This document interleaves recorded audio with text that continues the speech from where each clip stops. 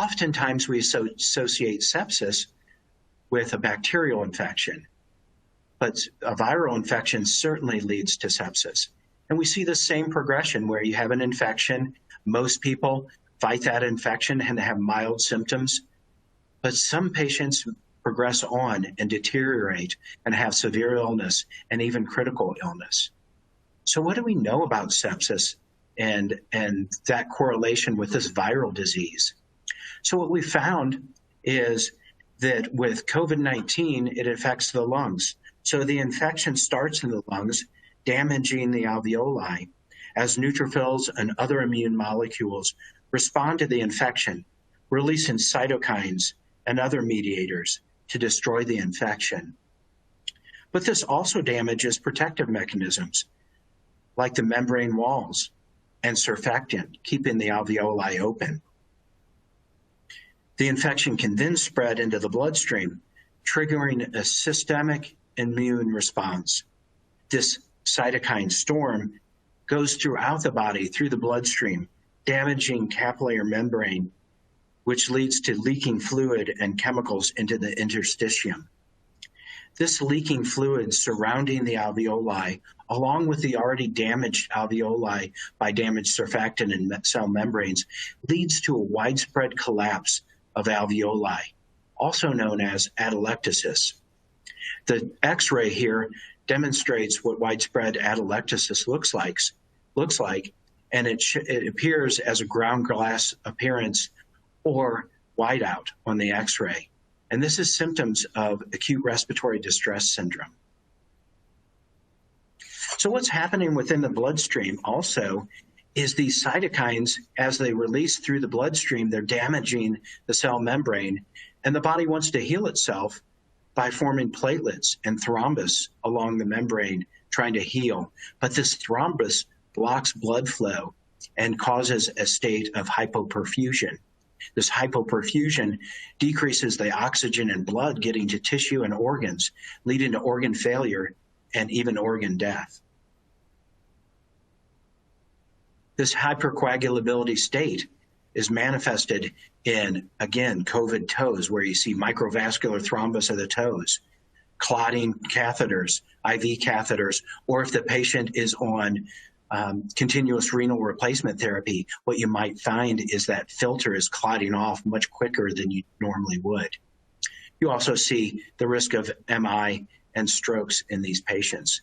So what we do is we put these patients not on prophylactic anticoagulation, but we may be starting patients at a much higher level of anticoagulation using low molecular weight heparin or heparin to prevent this deadly disease. So what do we know about bacterial sepsis that is different than viral sepsis, especially COVID-19? This is a sepsis bundle, well recognized and implemented throughout many of our hospitals, treating bacterial sepsis. So what's different? The difference is we probably won't be giving broad spectrum antibiotics because it's a viral illness.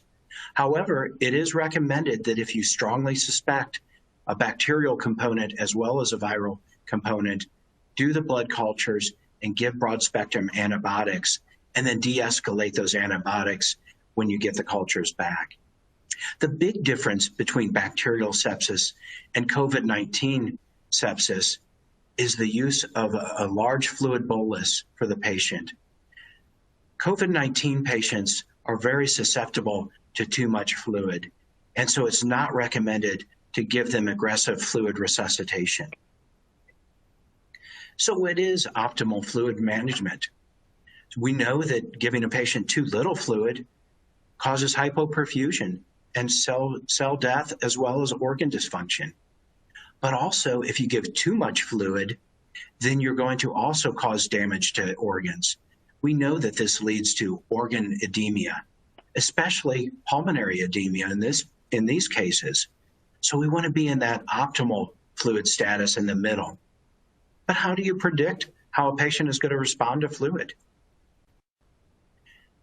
The National Institute for Health has a set of guidelines for treating COVID-19. And in their guidelines, they recommend using dynamic parameters skin temperature, capillary refill, and serial lactates over the use of static parameters like CVP or central venous oxygen saturation to determine fluid responsiveness.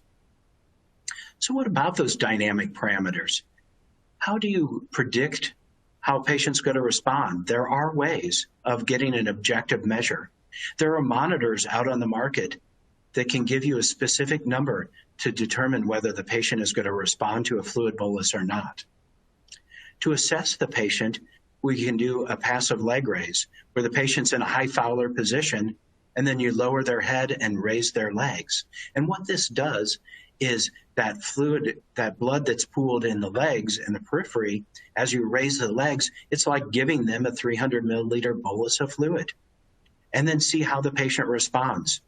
Again, if you have a monitor that measures this, you get an objective measure, and you know whether the patient's going to respond to fluid or not.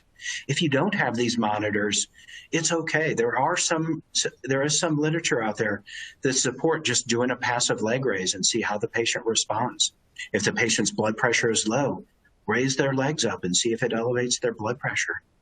This may be a way to assess dynamically whether the patient's going to respond to a small fluid bolus.